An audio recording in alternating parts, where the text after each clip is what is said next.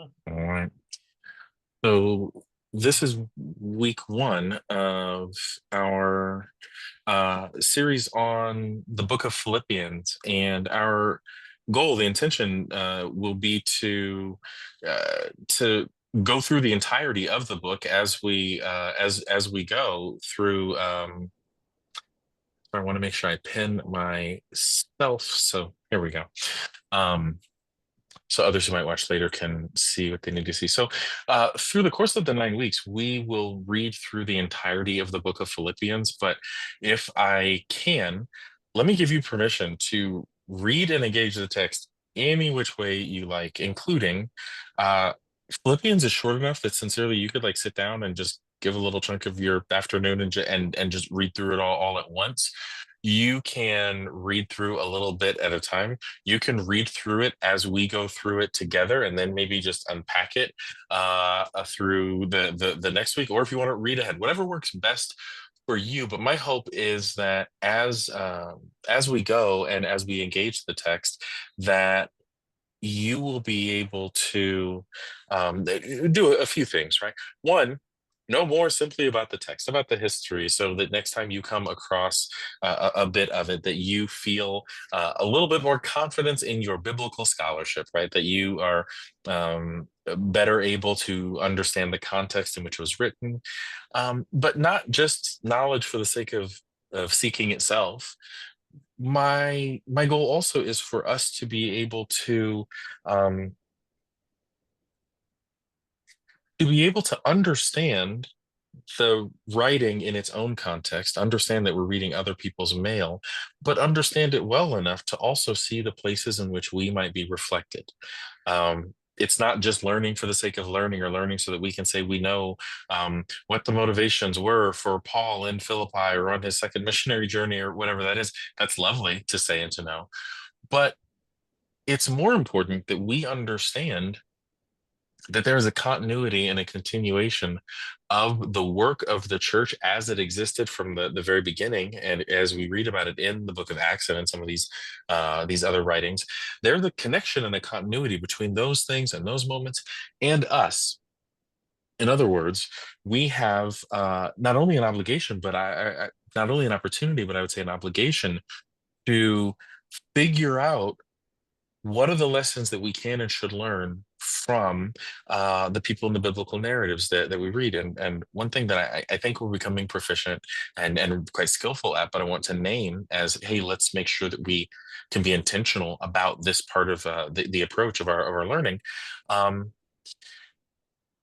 it's easy to identify ourselves with the good guy, with right, the people who are right, the people who've gotten it right, the people who are doing the right thing. It is much harder to see ourselves as the ones in need of correction, in need of changing, in need of transformation. Um, but in reality, as we're going to see, it is a baseline assumption, it's a foregone conclusion that we are recipients of this grace, that it's like it's real for us also. Therefore, we don't always get to be on the, hey, I already knew that, or hey, I already won that victory. We are in process and in progress, and we get to read the scriptures and see people who are in process and in progress, but also understand ourselves as people who are still in process, in progress. Sometimes offering, as we did just in our sharing moments a few moments ago, sometimes the Spirit might give us great understanding to speak and to share. And more often, at least in my experience, the Spirit gives us the humility to ask questions and to learn. So, um, our goal is not just to learn for learning's sake, not just learn to say we know it, but to learn so that we can see and reflect and understand how we fit into the story, how we are both blessed in the same way that the folks and communities that we'll read about have been blessed, but we are also burdened with a holy burden and obligation and expectation. So, given that very, very high level overview, I'm going to say one more thing, and then I'll pause and ask what questions there that you have. And please, if you have them, please ask them, because someone else probably is asking or wondering the same thing, or will appreciate you having asked. So, um, one thing I'll say is I just talked about how easy it is to read Philippians, how great it is to read Philippians, and let me note that for tonight, we aren't actually going to read a whole lot of Philippians. We instead are looking at Acts chapter 16 for a specific reason. This is where we begin to see the shape and the outline and some of the characters and some of the relationships that are going to come to bear as we read Philippians. We'll see that as we explore a little bit more in the book of Acts. So, given that, let me ask what questions, curiosities, points, counterpoints do we have before we dive all the way in? So Philippians is one that we know for sure was written by Paul. Is that right? Great question. Yes, there is a really strong scholarly consensus that Philippians is one of the authentic letters of Paul. And I won't tonight go into the specific reasons why they believe that, but if you can take it on faith right now, it is thought to be one, but also in those authentic letters of Paul, there are some early ones where you still find Paul finding his voice. It'll say it's Paul and Silas. He talks a lot about, right, like how there are other people with him sort of writing. And this is my personal opinion, and depending on how you date Philippians, this might shift. But um, in my opinion, Paul. This is where I see Paul's voice clearly as what I think is Paul's voice, right? There's I think a confidence in what he's saying and why he's saying it to a certain degree. Now, you all should not let me, as we prepare for this, please don't let me get away with statements like that without having to earn it or prove it. Or like as we go through the text, right? Like if it seems that way to you, great. But if you see it differently, or if there are things that we're not, thinking of, um, let me underscore this is a work that we do together. But yeah, Laura, thank you for the question. I have a question. Is Yeah. this the only letter that Paul says that, here, I'm writing you a letter from me and Timothy? I I don't think it is, but I can uh I'll do a little word search in the background and I'll come back to you if I can find something or if I can find another example um of and you're asking like with Timothy in particular, like is this the Yeah, main yeah. Mhm. It says at the very beginning from Yeah, Paul. Paul and Timothy, right. um I'm going to take a look. This is the beauty of like just having word like Well, it's this word kind search of a capability in silly the background. question, but I don't think it is, right? Like well, and because like okay, there's one version of that question that is I'm gonna win at trivia, right? Like I know how many times did Paul say this? But what I hear in your question is like if Timothy is a part of the context of the letter and his relationship and work with Timothy is a part of it, are there other spaces where that happens? And so here's what I'm seeing just in this quick word search. After Acts, we remember Acts is our history book. So we talk about a lot of people a lot of times in Acts. After Acts, in Romans, Paul says, Timothy, my coworker, greets you, sort of as an ending. In First Corinthians, a few different times, and Second Corinthians, he refers to Timothy's work. Uh, Colossians is Paul, an apostle of Jesus Christ, by the will of God, and Timothy, our brother. hmm. Thessalonians, Paul, Silvanus, and Timothy. And you're like, oh, somebody fell off, right? Like who? Pardon? um, and so yeah, I think Thessalonians, and then the books to Timothy are questionable. Timothy is also mentioned in Philemon. So yeah, I Hmm. so what I'd be interested in, and we won't do all this work right now, but let's name it and try to track it.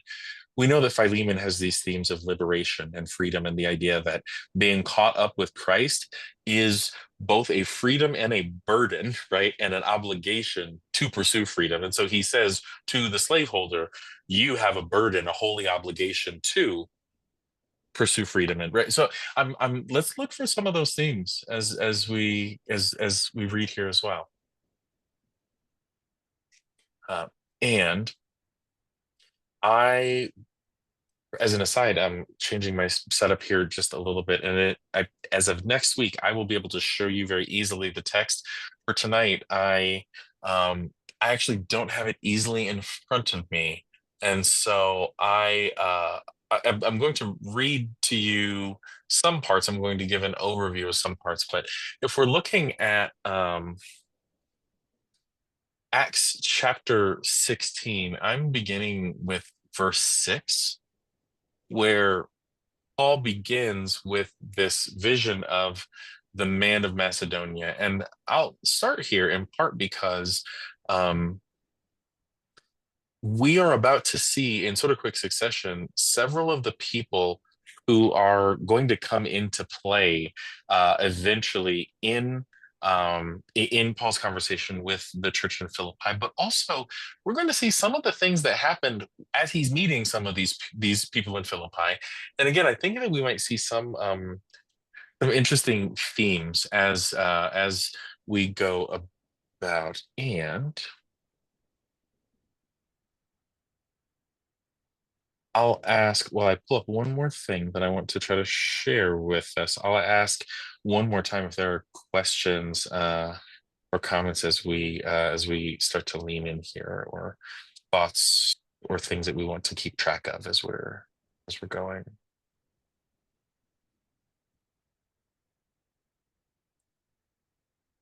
Okay. In just a moment, I'm going to try to share my screen with you, but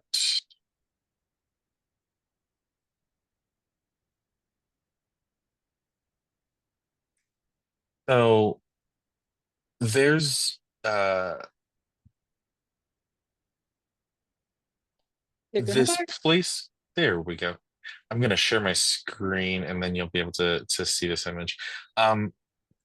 There is a time where Paul is describing being imprisoned in at Philippi, and we're told, or at least it's understood, that this place and meeting these people was this instrumental and noteworthy time in Paul's life. Now, history, archaeology, tricky, complicated things, but we're told that this is the site where Paul is imprisoned. And if this is the case, like I want us to just be thinking about what it would mean and the mindset uh, for, can you all still see me? Yeah. Okay. The mindset that Paul would have been in, and the actually, here's what I'll connect it to, because it occurs to me. Today's January the 7th, and 2025, and yesterday was January the 6th. And it just so happens that I, on January the 6th, 2021, had a meeting with a guy I had mostly connected with on Twitter. We had a Zoom meeting, and he had come from a much more specifically evangelical background. And we were talking about how to maybe bridge and create better understanding between, right, progressives like me and folks from his background. And we both, our phones like just start blowing up. And we say, hey, we'll come back to this at some point. And we never did. And in part, I'll be honest, it's because every time I think of him, I have the memory of what was going on around me, with me, for me, on that day and that time, right? And haven't we never circled back with each other. Sometimes the relationships that we have with people are mediated and defined by the circumstances in which we meet. So we're going to zoom in.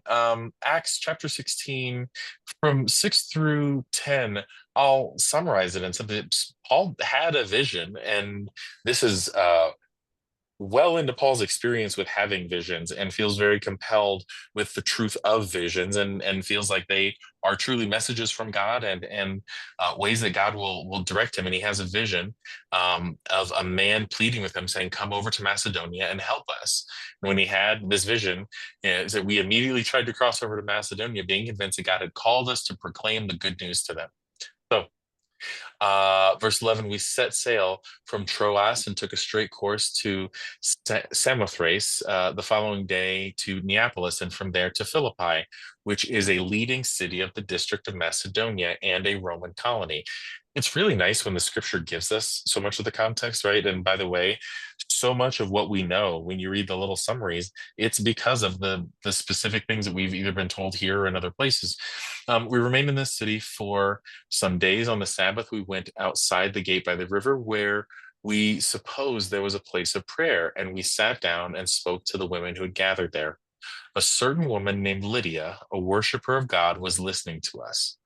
She was there from the city of Thyatira and a dealer in purple cloth. The Lord opened her heart to eagerly listen to what was said by Paul. When she and her household were baptized, she urged us, saying, "If you have judged me to be faithful to the Lord, come and stay at my home." And she prevailed upon us. Um, which is a fun way of saying that she insisted on it, right? So they're there, they are with Lydia, they are celebrating the opportunity to share the gospel in this new place. And it's sort of this impromptu meeting, right? It's like we went and prayed in a place that we thought was good for prayer, and we talked to the people who were there. And it just so happened that this connection grew. And then it what we notice in the book of Acts very often is there is this uneven growth of the church. It's not a smooth line, but it is up and to the right, right? The church grows and then it experiences turmoil. It grows and then Stephen is stoned. And then the disciples and the apostles flee. And then it turns out they are more equipped to spread the gospel in new places. So think about this contracting to expand, this turmoil creating critical growth, being a thing that we see often in the course of the early church.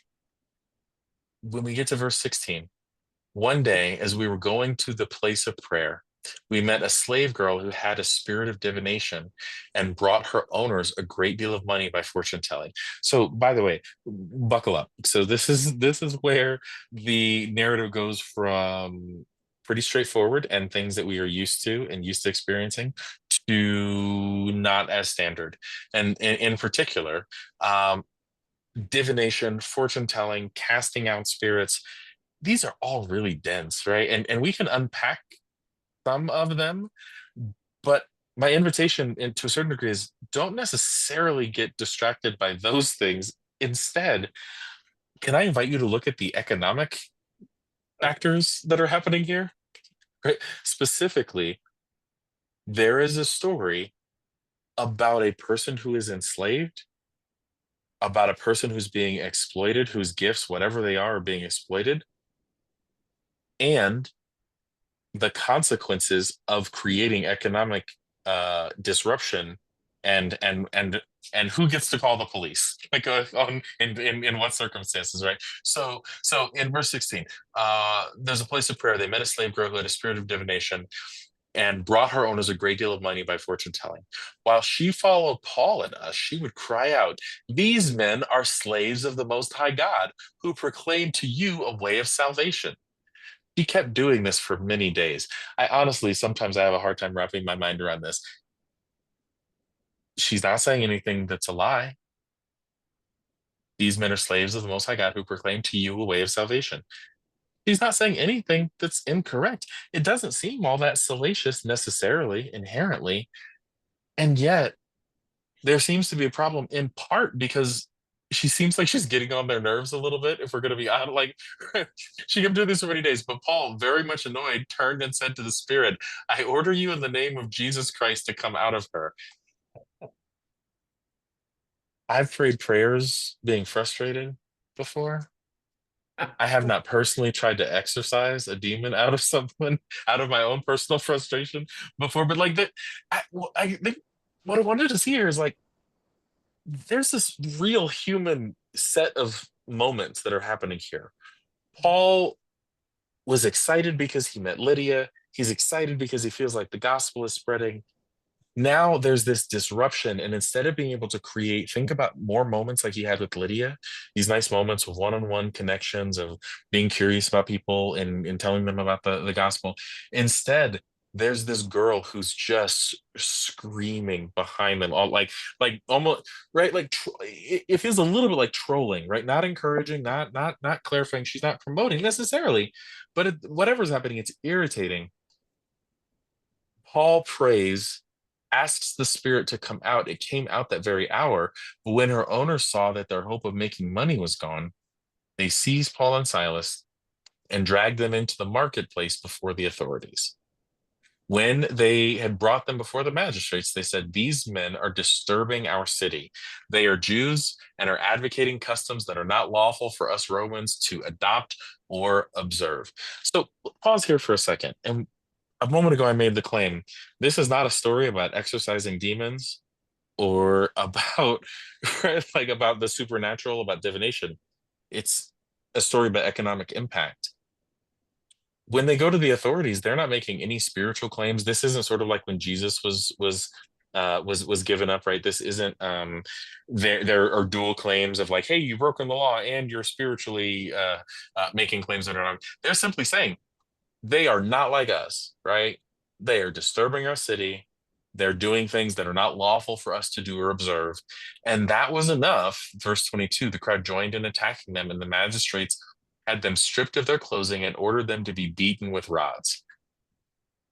After they had given them a severe flogging, they threw them into prison and ordered the jailer to keep them securely.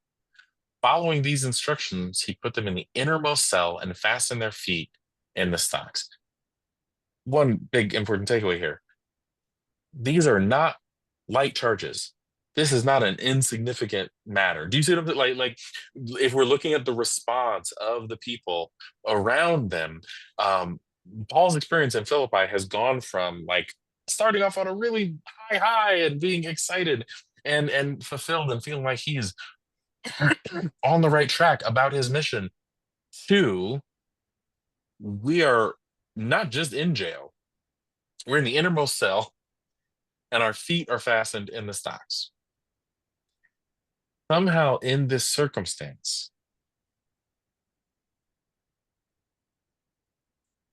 I've prayed all sorts of prayers. I prayed angry prayers. This would be an angry prayer moment for me personally, right? Um, but instead, we're told that about midnight, Paul and Silas were praying and singing hymns to God, and the prisoners were listening to them. They got to the city and they sat on the grass because that seemed like a good place to worship, and they worshiped and they found people and they invited them to Christ. They did what they felt they was the right thing to do, and they ended up in jail, and they sat there and they gave thanks to God and they invited people to Christ. It's not terribly surprising that they preach a message of liberation to the prisoners and it turns out that the prisoners find the idea of liberation compelling. That's great. We will celebrate that. That is not surprising. Suddenly, verse 26, suddenly there was an earthquake so violent that the foundations of the prison were shaken. And immediately all the doors were opened and everyone's chains were unfastened. When the jailer woke up and saw the prison doors wide open, he drew his sword and was about to kill was about to kill himself, since he supposed that the prisoners had escaped. I want to pause and look at this for one more second. A moment ago, I talked about, hey, these seem like pretty serious charges, right? They aren't just in the jail, they're in the innermost cell. They aren't just bound, but their feet are bound to the stocks. The charges are so serious that the jailer is about to commit suicide because he lost them. Do you see what I'm saying? Like the charges are so severe that even for not having maintained his job of keeping them imprisoned, he believes his life is now forfeit. This is one of my favorite parts of our scriptures. Verse 28, but Paul shouted in a loud voice, "Do not harm yourself, for we are all here." The jailer called for lights. Now think back to in case you were imagining like Orange is the New Black or the or Oz or like whatever your favorite like in a prison movie vehicle is, right? Like we aren't talking about the sterile bright light environment. We're talking about what I showed you a moment ago. This this hovel, sort of, right? This very simple stone structure at midnight. Um, the doors are wide open. There's an earthquake so violent it shakes the foundations of the prison. The jailer called for lights. Rushing in, he fell down trembling before Paul and Silas. Then he brought them outside, saying, Sirs, what must I do to be saved? They answered, Believe on the Lord Jesus, and you will be saved, you and your household. They spoke the word of the Lord to him and all who were in his house. At the same hour of the night, he took them and washed their wounds. Then he and his entire family were baptized without delay. He brought them up into the house and set food before them, and he and his entire household rejoiced that he had become a believer in God. So this is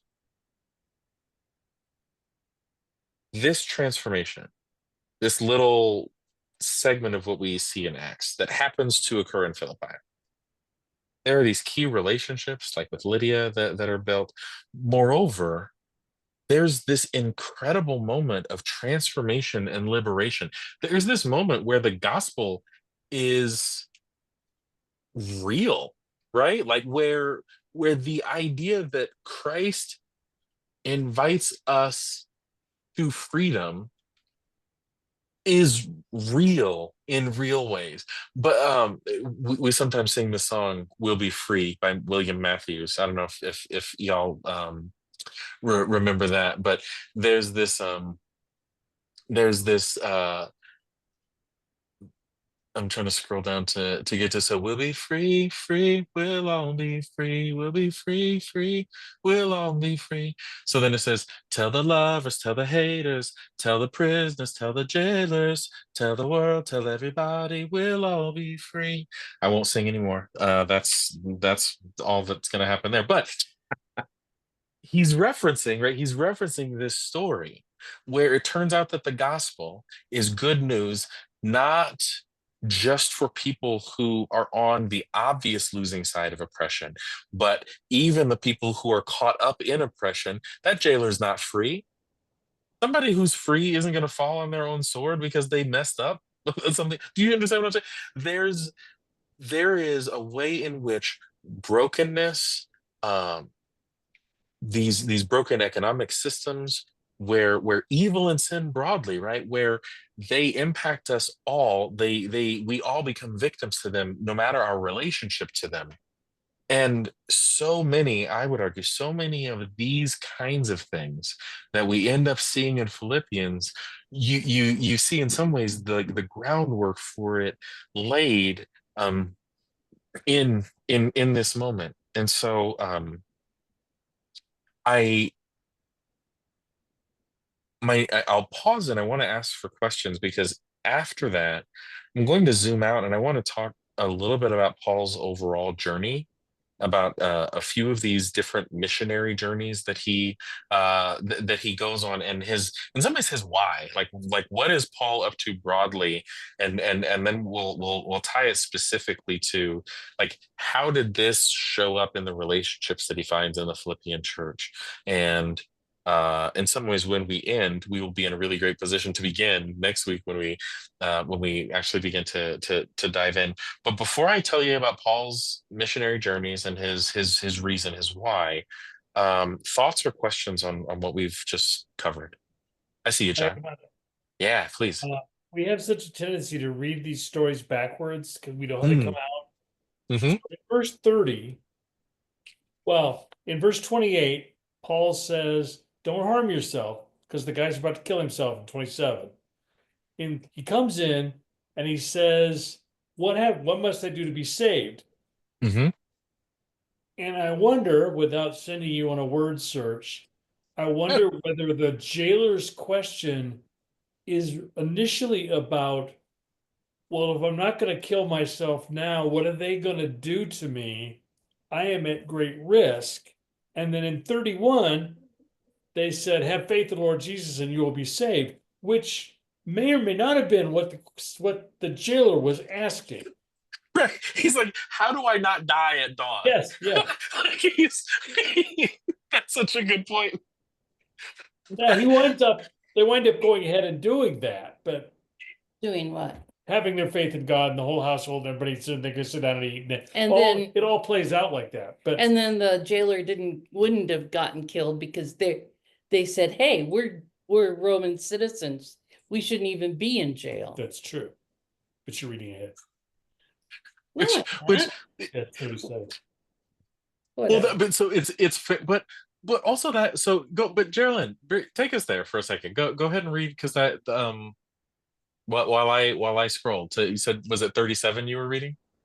Yeah, the magistrates have sent word that you should be released, he said, so now you can leave and go in peace. But Paul objected. Oh, I see.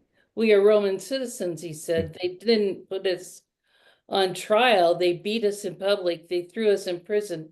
And now they're sending us away secretly? No way. Let them come themselves and take us out. I'm reading from a modern translation Yeah, No by, way, dude. by N.T. Wright. that's So, perfect. No, I'm so glad, and we welcome multiple translations, right? Because it helps us to hear in a fuller way.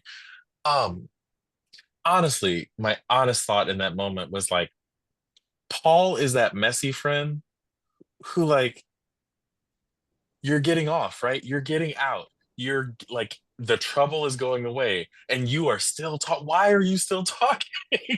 Like, he's, but in some ways, this is the foolish boldness, right? That we often talk about seeing in John Wesley, but also in Paul. He's so full. The question to me sort of becomes, is this the first time that they've let it be known that they shouldn't be in jail, right? Is this was there any point before? I mean, the text doesn't seem to indicate that, but if I had a get out of jail free card, it wouldn't be dawn before I pulled it out, right? Like, it wouldn't, it would not have taken that long. One version we might think of is, this is relying on some previous conversations, so let me build this out for a second. I'm quoting the work of Friedrich Schleiermacher and the idea of Christ consciousness, this idea that in the fullness of our relationship with God, that we can be in such great concert with God that we go where God wants us to go. We do it where God wants us to do. This idea that in our joyful obedience, that we also find concert with God and protection from God and connection with God, and all these things all at the same time. Let me sloppily and unfairly summarize that as, we're going to go with the flow, right? We're going to trust that God is wherever we are, and God's going to be with us in the moment, and trust the Spirit. Like, did they say, we're taking you to jail? And Paul's like, okay, go ahead, please. Doesn't Paul, though, I mean, his intention throughout Acts is always to get to Rome. I mean, that is his Mhm. point. And so, isn't it? I mean, Well, I don't know. But no, I mean, I yeah. think it is. And I think he's, and like the jailer wouldn't have been, and his household wouldn't have been saved if he hadn't like stayed in jail. What about those other prisoners? What kind of impact do you have on their lives? I mean, so I think you said several interesting things there, and I'm gonna chase the one down that my brain is most excitedly chasing down. Um, you're right. Paul does want to get to Rome. Romans, in fact, his letter to Rome in anticipation of going to Rome is his magnum opus, right? It is his the culmination of everything else, I think, that he wrote and preached. Well, he maybe doesn't necessarily get there, or he maybe dies in Rome. Is what many scholars think, right?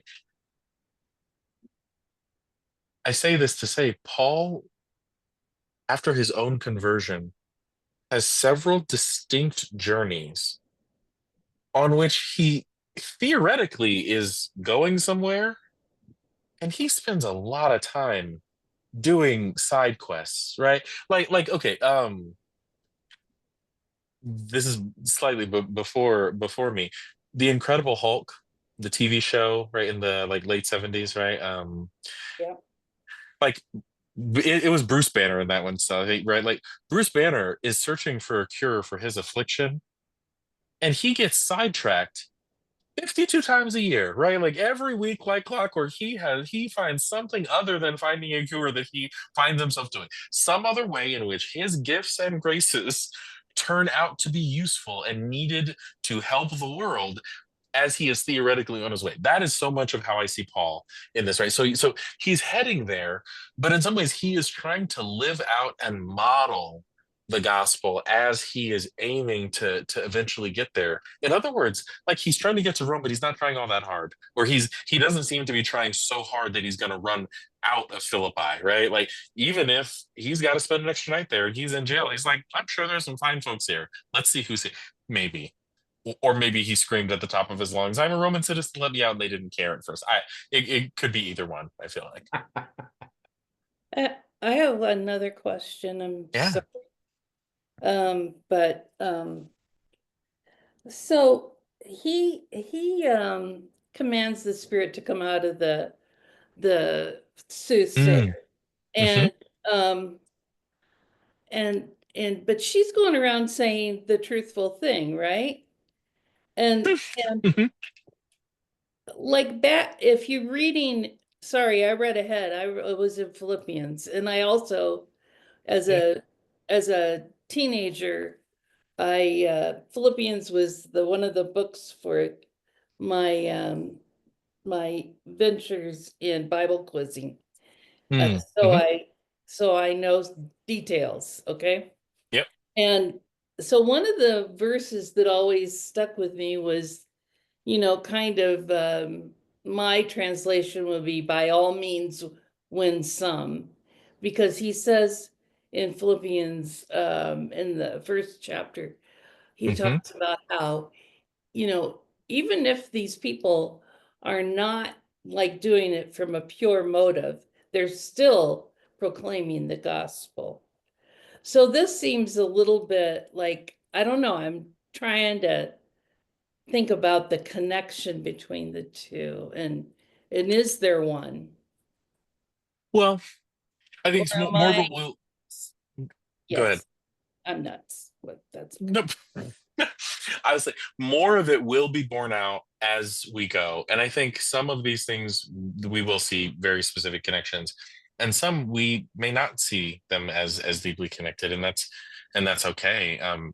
In part, this isn't to punt, right? But rather than try to make sure I give you all the answers, I want to make sure that you have all the tools you need to be good students of the text and to ask thoughtful questions. And given that, I'm going to move my little picture out of the way for a second, but if you want to screenshot this, you are welcome to. I will also send this out later. And because you may not be able to see it very, very well right now, so don't feel like this is your only chance to see it. But what this shows us is these specific, as I said a moment ago, there are these specific journeys that Paul takes in the course of his ministry. And we find that he's doing these different loops. He is aiming for different cities, different communities, and different ways of communicating the gospel. There are times where he has certain partners, and then other times where he is traveling without. Paul meets a comedy of errors, shipwrecks, and times when he should have died 4 times. Acts reads. Acts has some moments that feel incredulous, almost in the degree of crisis in some ways that come to Paul, right? But the point being here, in his second missionary journey, is where we find ourselves and where we believe that this is happening. So this is somewhere in the year 49 to 51 uh, of the Common Era.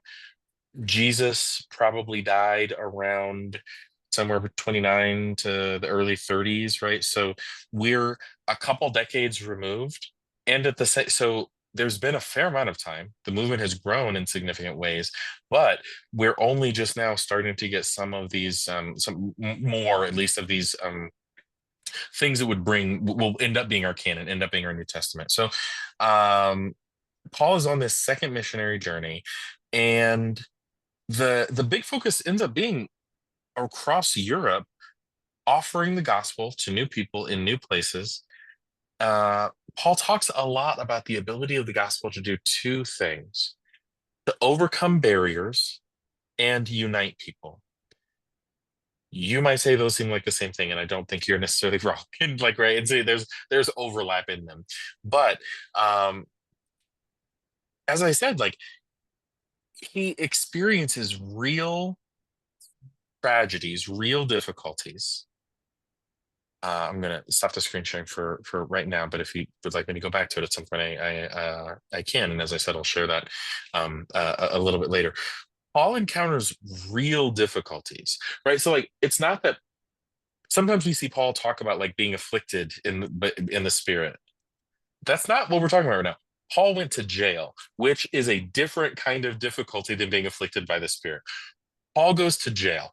Paul experiences a shipwreck, and God intervenes. There is a divine intervention. There's a way in which God shows up in not just the spiritual battles and not just the abstract difficulties. God shows up for real stuff, for real hard, difficult things, right? And there's a way in which there is a divine intersection in the world right now, right? Like for Paul, God is entering into the world right now. It's happening right now before our eyes. He talks about the ability of the gospel to unite people, to unite especially across economic lines. We only were in one part of one chapter in Acts. If we will recall, we started with the vision, and the first thing that happens is Paul meets a wealthy woman, right? The socioeconomic things there, we read past them. So she's wealthy. She's a trader in purple cloth. Do you know how fancy and expensive purple cloth was? Right? I mean, I'm being a little bit facetious. I'm also wearing purple cloth. That's fine. Like I'm being slightly facetious, but but sincerely, right? Like we meet a woman who's a trader who just happens to be there slightly on a whim to a certain degree. And then who do we meet? An enslaved person and her enslavers and the people in the marketplace and the authorities who report to the people in the marketplace and the jailer who reports to the authorities who report to the people in the marketplace, right? In just a tiny bit of time, we see all of these economic layers and striations. Not for nothing, not by accident, Paul is proclaiming that God has nothing to do with this. God has everything to do with this. God it isn't without an opinion on this. God has a lot of opinions about how we treat each other, how we honor each other, how we connect across difference, and how we believe that this time of God's arriving in the world means that we should desire and expect there to be an imminent arrival of Christ and Christ's Spirit and God's intervention in the world. We should expect God to show up when we're in a shipwreck, that God's going to show up when we go to jail, right?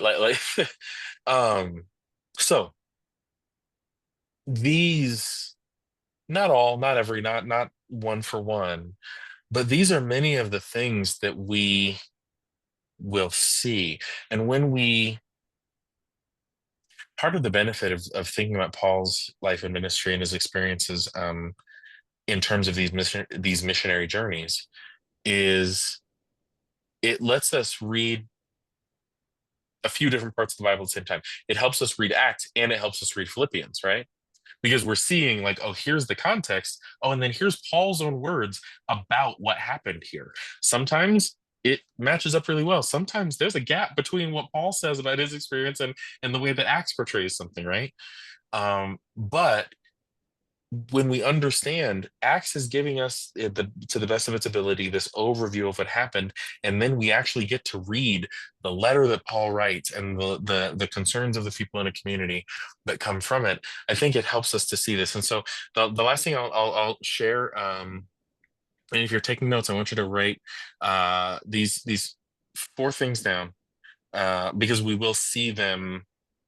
You honestly see them in other places in Paul's writing as well, but we will see them when we get into Philippians. There's a lot about affection and partnership, right? Paul is about, Paul would say, like, I'm about my father's business, but Paul is like, you can tell it's getting late when I say Paul kind of has a mullet. Okay, because actually Paul was bald. But what I mean is Paul is not just committed to the business, but to the relationships that equip the business of God. He's not just committed to the work of God, but the affection and partnerships. He understands that that's what makes the church run. That's what actually helps this work. He's not taking time to thank people and name drop for no reason. Like, that's not in the footnotes. That's not the commentary. That's the point for him. Sometimes don't fail to appreciate the relationships. Second one, like joy and encouragement. Sometimes people can joy bomb and it's irritating, right? Like some people can come in and write like and insist upon joy, and it feels almost a little bit toxic and like, hey, can you read the room? I don't think Paul's doing that. Because a little bit, Paul's like, hey, I just got out of jail and I'm so excited. Don't you remember? Like Paul is talking about difficulties, but he's saying, I choose to view joy. I choose to focus on joy, and I encourage you to do the same thing. So this joy and encouragement, right?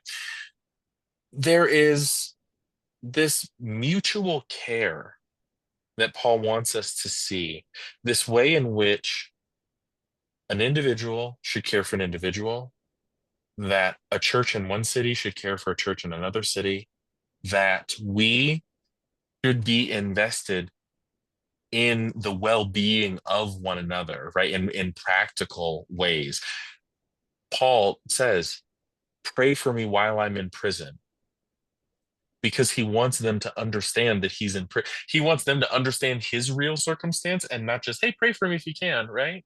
Pray for me while I'm in prison, because y'all, by the way, if you forgot the beginning of the letter, I'm in prison, like, right?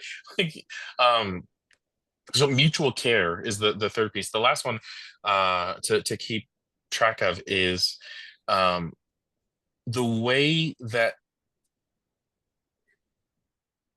they are a model of generosity. So it's not just that, hey, you're generous and I'm grateful for it, but hey, this thing that you're good at, I hope that you will model it for the rest of the church. Not just, hey, you're generous and I hope you will give your stuff to the rest of the church. Hey, you're generous. I hope you will teach the rest of the church to be generous. The kind of giving that doesn't diminish us, right? If I have a lot of money and give you half the money, I have less money. But if I have gifts and I teach you those gifts, the whole church is richer for them. It's a non-zero sum game, right? So I will pause there and ask for thoughts or questions or things we're hoping for or looking forward to as we prepare to actually read the book. I'm curious, this is probably like a whole other thing. But I'm curious about the role of baptism. Like, Mm-hmm. I mean, I personally have been baptized 3 times Mm-hmm.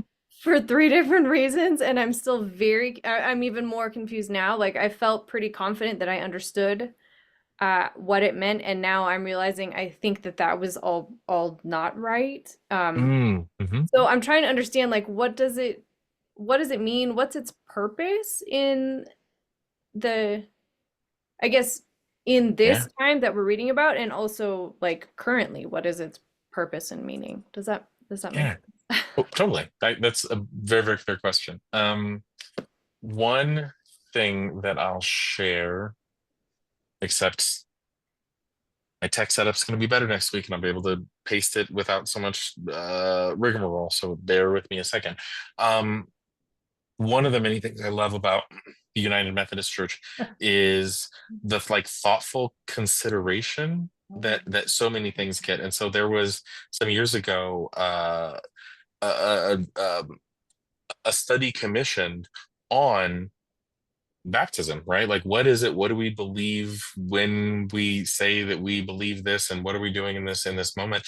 Especially because we're a tradition that will baptize babies, and the tradition where I came from didn't do that. That wasn't a part of what we do. So, the first thing I'm going to do is point you to this document. It's called "By Water and the Spirit," and if you are anyone's watching this later, you can easily look it up.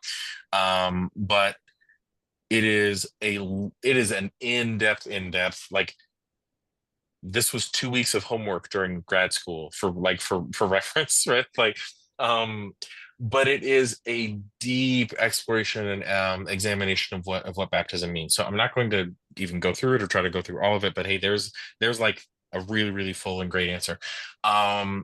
In this moment, I also did a search to see if baptism comes up, and it doesn't come up in Acts 16 in that space, and I don't even see it in Philippians necessarily, so I can't necessarily root or ground it um, in the text we've been in, but I can say a couple things. One, the practice predates Christianity and Christian teaching.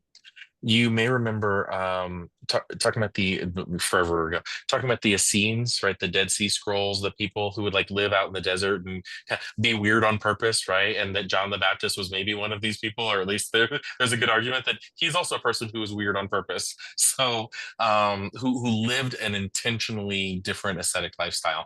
And in the excavation of these communities, you find a ton of these mikvahs, these tubs, these baptismal fonts, right? So people would ritually baptize themselves, not just for physical cleanliness, but for spiritual refreshment and cleanliness and recommitment to God on a regular basis. Either because they might have become ritually unclean or because they might have felt it necessary for other reasons.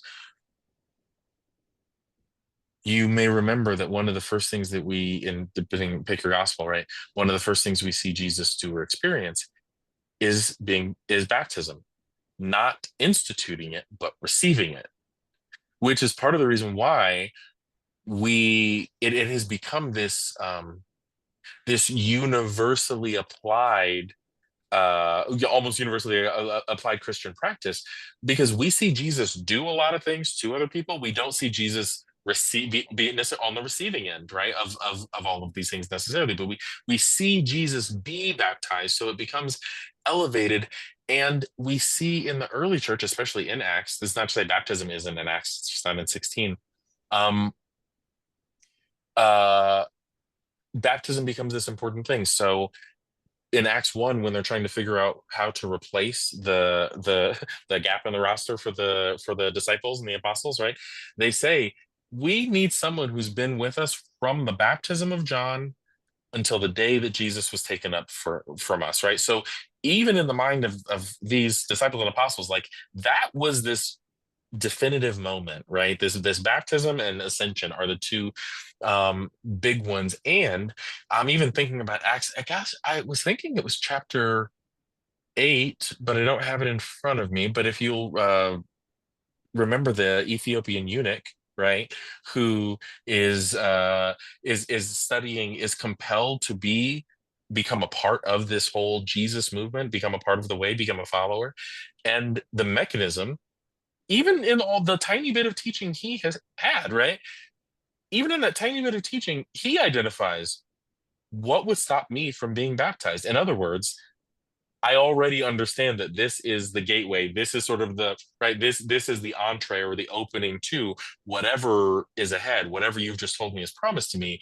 It begins with baptism. So to a certain degree, everything I just said is, well, we do it because we've always done it, and and it was popular even before that. But what I'll say is,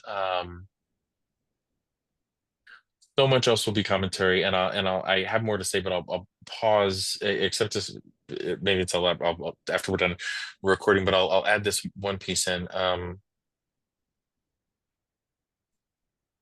Going from a tradition that celebrated believers' baptism, where I had to be of age, where they believed me when I said I believe in Jesus, and it took until I was in like late in second grade before they're like, okay, we'll believe you. You're still young, but like you've pestered us enough. I was to be the first baptism that my mother celebrated, and I got into the water with my mom and my dad, and I said, maybe dad should do it, because I was nervous, because we go all the way underneath the water. I was- I didn't want to be her first time. Do you know what I mean? I think that was the thought that I had. So to go from a believer's baptism paradigm to now having baptized both my children before they could understand or ask for it was significant. And if you had asked me then, you should never baptize a baby, and that doesn't make any sense, and that's not fair, and that's not authentic. And if we understand to be baptism, among anything else and everything else that it might represent, if it is to represent the grace of God as we receive it, as we celebrate it, as we work to recognize it, what obstacle, requirement, self, right, is God's grace set upon, such that it is not available, given freely, celebrated in the way in which it is freely given? If God's grace isn't free, tell me what you're doing to earn it, and we should maybe talk about that thing. And if it is free, then let us freely celebrate it and offer it, and celebrate the ways in which it's there for everyone. The last thing I'll put a plug in for, and if honestly, Laura, maybe if you have time, I'd love to talk about this. I want to work on, for later in the spring, confirmation for our older kids and turning into teens and tweens and those kids. In There is a recognition that, hey, your faith also should mean something, and you should have a voice and a place in choosing this. So the practice tends to be, at least in our tradition, we'll baptize babies or we'll baptize younger children, but we also, when they are of an appropriate age, we give them the opportunity to learn about the faith, learn about other faiths, learn about what it means to proclaim to Christ, and they have the opportunity to be confirmed in the church, and therefore they have their own voice, their own vote, their own right place on the membership rolls and everything else. Or they might choose not to be confirmed. I don't know whether my son will choose to be confirmed, but we've talked about wanting that opportunity for him to really think and consider it on his own. But in terms of our sort of practice and polity, there is sort of a both and to those pieces, the baptism and the confirmation. That was a long answer, but hope that helps. Other questions and thoughts as we start to I had a wind down? question related to your sermon on Sunday Sure. and baptism. And Mhm. I was wondering, can I take the chronology of the gospel as true? I mean, as exact, in the sense that Jesus was baptized and then he went into the desert? Yes. I mean, you can do whatever you want, really, right? Like, and people regularly do when it comes to the Bible. It's like, so, kidding, not kidding, right? We can make some of these calls. I do think that's trustworthy. And for reference, can I share some of the context for after church on Sunday? In my sermon, I referenced the movie Last Days in the Desert, which is a very artistic imagining of maybe what that time could have looked like, not based necessarily on scripture, but just again an imagining that's No, very, it's very pretty good. influenced by the scripture. Right? Um, And so you all went home and watched that on Sunday night, and then we talked about it afterward a little bit, which was awesome. But yeah, what do you think about what was the baptism? Was it just do I think that he was baptized before he went out into the desert, or was there more Yeah, to your yeah. um And like that movie, I thought he did kind of look like what I think Jesus would look like. And he probably, being in the desert like that, I mean, it really gave you a sense of how he could be isolated, like in the early part mhm. of the film. And then don't forget that he was on the cross at the end of that movie. You're right. So, Still in conversation with the tempter in a way, right? Like, oh yeah, yeah, certainly. um, am I right in remembering? Well, that's big spoilers. I won't spoil it. Y'all should watch. It was a good one. Here's one thing I'll say. In the narrative, Jesus is baptized, and then he goes into the wilderness for 40 days, and he has what the scriptures offer to us as three brief conversations with the tempter in 40 days. Mhm. I wonder how long it took for those thoughts and questions and his own spiritual resilience and response to actually unfold, right? And so I would think so you have the baptism, and it's this moment where it's not in front of me, and so this from memory if I'm missing a part, right? But right, like the heavens open up. He says, "This is my son in whom I'm well pleased," and it's not just him who hears it; everybody, right? Like everyone's like, Yeah. "Whoa!" Like this moment of group affirmation, right? But also we're told that right, that didn't the Spirit come and alight on him like a dove or something like? Is that right? Yeah. So okay, the implication of that is that the Spirit. I'm so proud of my memory right now. I'm going to celebrate that myself for that later. The implication of that being that there is a new kind of relationship that Jesus is experiencing with God post baptism. The Spirit is with him and present with him in a different way than before. And I think not only, yes, I believe that the order in which it's written probably is sort of what makes sense, but I could believe that, yes, after such a profound spiritual, enlightening, awakening experience like his baptism and this new relationship with the Spirit, that it would make sense that he would then spend 40 days just trying to unscramble, interpret, understand, and find himself and God in the midst of all that. I have no short answers tonight, but I just want to ask everybody to forgive me for asking all these questions, and I'll try to be better about it. you are forgiven to whatever degree you need it. You're forgiven, and at some point, you might even realize you didn't need to be forgiven, at least not by the folks here. But we'll get there when we get there. And thank you for your questions. And we have time for one or two more, as we might have them on either what we've read or covered tonight, or what might be ahead, or I find I have a hard time uh, wrapping my head around chronology, kind of around the time generally.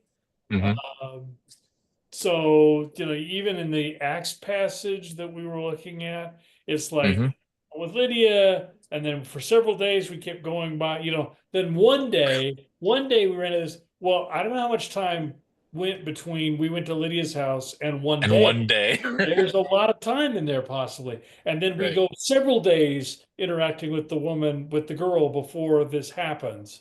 Uh, hmm and so we tend to push all these things down as if this happened and then this happened and then this happened, because that's the way they get recorded and there's space in there.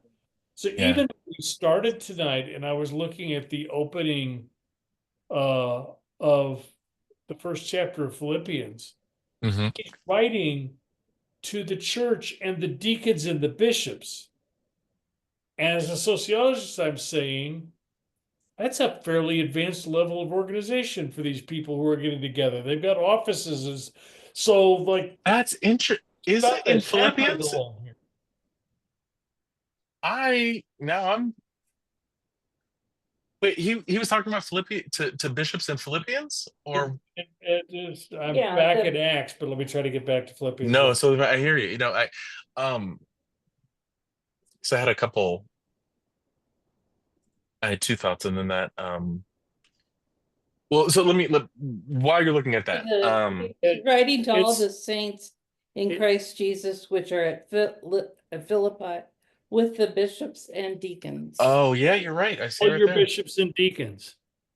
So That is very that interesting because honestly, very often that ends up being a sign of a pseudo Pauline writing, or later, or at least that can be one of those things. Um, in fact, yeah, that word is in the New Testament four times. It's there. It's twice in First Timothy 3:1, and it's once in Titus 1:7. I'm gonna chase that one down. But uh, so without answering that one at all, that part of it at all. Um, when it comes to the truthiness of things, especially like timelines, um, you're right. Maybe it happened, maybe a couple days was a couple days, maybe a couple days was 3 months, and we don't necessarily know. But I'm also thinking about like in the gospels, the way that sometimes things are retold, especially like at the synoptics, how sometimes things are a little out of order, or one thing happened, like, right. uh and sometimes I attribute that to human beings years after the fact being like, well, then we went there, and then, oh, do you remember when he said this, he said that, right? Like, right, this is what happens. Time plus oral tradition, yeah. they tell it in the way that it was impressed upon them, and they tell the pieces that feel important to them. There's Isaiah chapter 6, uh, verse 1 says, in the year that King Uzziah died, I saw the Lord sitting on a throne high and lofty, and the hem of his robe filled up the temple. And it goes on to talk about this whole vision of the temple. And God spoke to me, and I'm a man of unclean lips and a people of unclean lips, and the angel cleansed me, and all this stuff happens. And the time frame we're given is in the year that King Uzziah died. Yeah. To me, what I think of is Joan Didion, The Year of Magical Thinking, right? So the book she wrote about the year after her husband suddenly passed away, and how grief wrecked her and shaped how she saw the whole world for like that whole year. When I read one of the first things I thought after reading that book, I thought about is like, oh, part of what I didn't read here when I first read this is in the year in which I was racked with guilt, in the year in which my world was turned upside down, I saw God in the temple and and I worked through some stuff, right? And I worked through my place in the world, and my call. And maybe that was the whole year, and maybe it took a whole year for that to happen. And so I reference that, and I reference the gospel and the oral tradition to say, yeah, like you're right, we for sure don't know how long he was there and how long between Lydia and the slave girl, but in some ways that underscores for me they saw this, at least to a certain degree, as an economic story, because they're like, first we got there and we met the trader, and then we met the slave girl and her enslaved, right? Like they in their retelling and in their decision to retell it in this way, it seemed important to connect all of those, that Lydia and the slave girl in the streets and the slave and the marketplace conversation and the jail all seem, And the Romans. And the and Romans. and the Romans, right? And the status of Roman citizens. And yeah, yeah. Okay, But one again, I thing think that as we read it, we can push back. Oh, please, yeah, Laura, go for it. no, so next week are we gonna go through like chapter by chapter next week? Yeah, and that's a great question. Why don't I tell you right now? And I'm also going to paste and post this, but I will name right now What are you talking about? week number 2. So next week, we're going to read Philippians 1 through 11. The week after that, it's going to be 12 through 30. So essentially, across the next 2 weeks, it'll be the first chapter of Philippians. Okay, so I have lots of questions because I You did. read ahead. Yeah. Um, can I Cool. just Yeah. request that Yeah. we talk about the philosophers and the Stoics during the Ooh. time period? Because those are my Yeah. questions. Yeah. Here, let me put it in my notes so I can be thoughtful in preparing, but specifically like what is this stuff about the philosophers and the Stoics and Yeah, I mean, just their influence on the way that Paul spoke to the hmm people of the time, because I was hmm reading about how it would have been heard.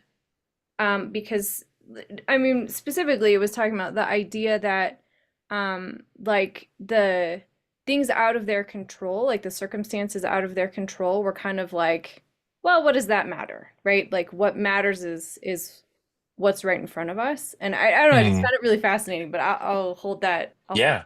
Yeah. Can you give me uh, okay, this is interesting.